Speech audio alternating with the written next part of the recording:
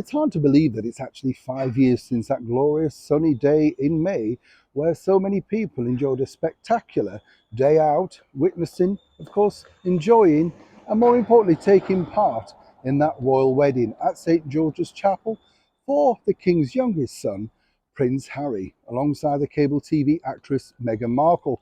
Even though went on to describe this wonderful event as a spectacle on international television, and then blatantly lied about having a secret wedding, throwing into the very woke Archbishop of Canterbury having to come out and deny it. I mean, I still find that incredible because obviously, Prince Harry would have known the truth. Even if Miss Markle wasn't totally aligned with how things work, with protocol, with the Church of England, whichever way. Clearly, it may have been a rehearsal, but in her eyes, it was a secret wedding just for them. You get the picture. What's interesting now, as I often say here on the show, is when you look at the bigger picture, 5 years is a long time in anything. And what a 5 years it's been. We've seen, of course, them joyously enter the British monarchy, and for a while it looked like she wanted to be part of it. Very quickly, though, of course, it all turned very sour. Megxit took on board, etc. But now, fast forward to 2023, two children, which barely anybody ever sees, of course, and now Prince Harry in this latest debacle with an alleged car chase throughout the brilliant city of New York City.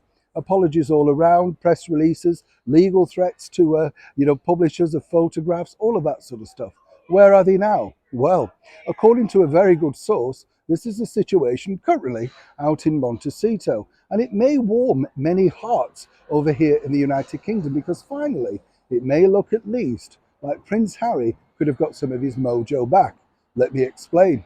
You see, the bottom line is that, as one can imagine, Prince Harry does look uncomfortable, as I've said before, about certain things that are going on. If you notice, when he's out with Miss Markle, it's always her leading the way, then his mother. Obviously, he's been brought up with excellent and impeccable manners. But obviously, it's not them that people want to see. It's the ex-royal. He's the cachet. He's the clout, even if he doesn't necessarily believe in himself, or more importantly, very happy to allow Miss Markle to take centre stage.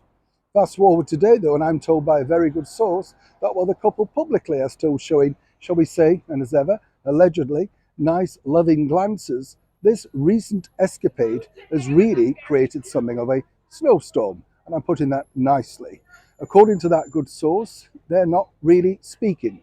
Now, this happens to a lot of couples, as one can imagine. But when this happens on a huge stage, the world stage, where the world are now picking holes in your alleged story, the narrative that's been pulled apart by the mayor of New York, Eric Adams, and of course the NYPD, you can imagine how difficult this is to pull back.